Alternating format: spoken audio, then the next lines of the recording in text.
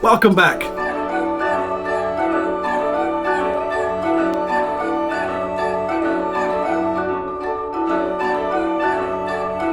First, let's dive right into dramatic irony. This one excites me. I like this one. Dramatic irony is when the audience knows something important or significant that the character or characters on screen do not know, and if they did, they would behave differently. This is used mainly to make humorous situations or to build suspense. That's what dramatic irony is used for. Now notice it's different from regular irony. Irony just deals in opposites, interesting opposites. Dramatic irony is a very specific thing. It's when we, the audience, know something that a character or characters don't know, and it's significant. And sometimes it creates suspense. For instance, take a movie where the young couple in the cabin in the woods does not know that a killer is hiding in the attic. We know because the movie showed us, the audience, showed us the killer going up there and hiding himself before they got there. And then it shows the couple all happy to be on vacation and going to the cabin, but we as the audience want to say, don't go in that cabin! And we anxiously await what will happen as a result of their not knowing he is up there. So that's the type of dramatic irony that's used for suspense.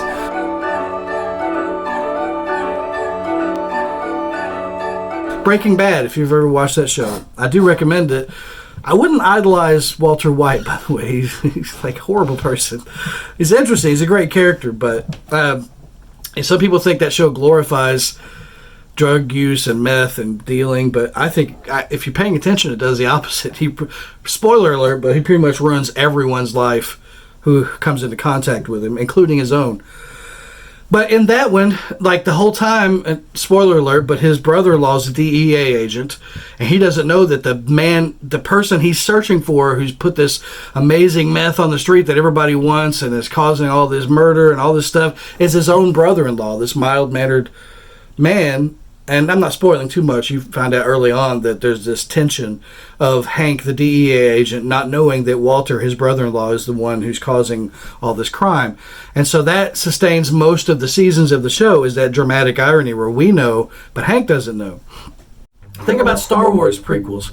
Like, if you watch those things, you know for sure Anakin is going to grow up to be evil. No matter what happens in the plot, that's predetermined because you've already seen the later stuff.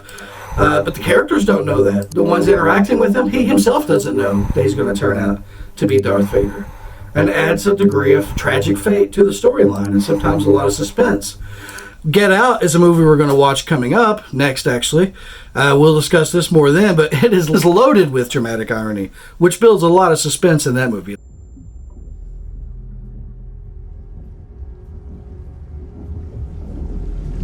Get out. Sorry, man. Okay. Get out!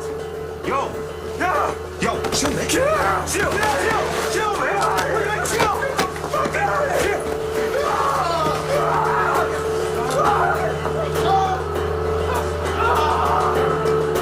And of course, sometimes dramatic irony is used for comedy, such as Galaxy Quest. I don't know if y'all have seen that movie, but we know that the main characters are dealing with actual aliens, and they think it's a show they're doing, basically.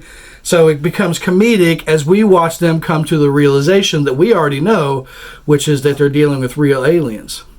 Being There uses it for comedy. Obviously, the people don't know that Chance is not this brilliant thinker. He's sort of a simple person, moving his way through the world, reacting to the world like he has seen on TV. He doesn't have any profound thoughts. As far as we know, he doesn't have any thoughts. And so we know that. The other characters, they don't know who he actually is, and they don't know that he's just a simple man who has been a literal gardener for all those years. So there's a lot of the whole thing is built on dramatic irony. Any romantic comedy where there's some misunderstanding between the characters that we know the truth of, and we watch the situation play out in funny ways because of misunderstanding. It's a fun experience for us to watch and watch it all unfold and them to find out what the misunderstanding was. We knew it the whole time.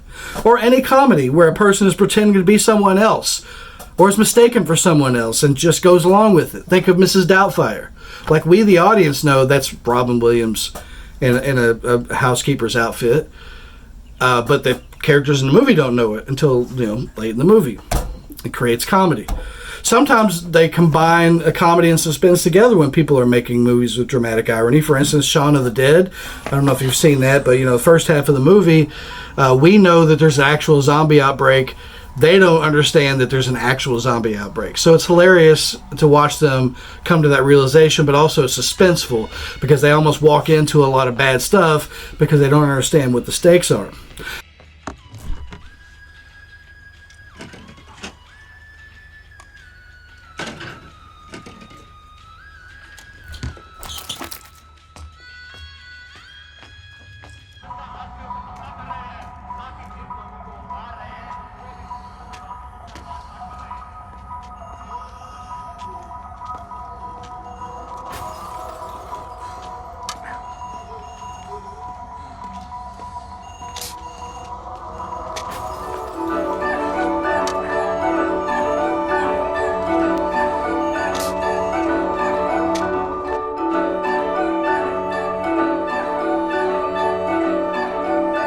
Harold's mother tends to think about women as objects, as demonstrated by the fact that when she's talking about choosing his new car for him, right in the middle of it, she mentions how his next computer date is a very nice, quiet girl, which is what a lot of times people prize in women. Be nice, be quiet, smile.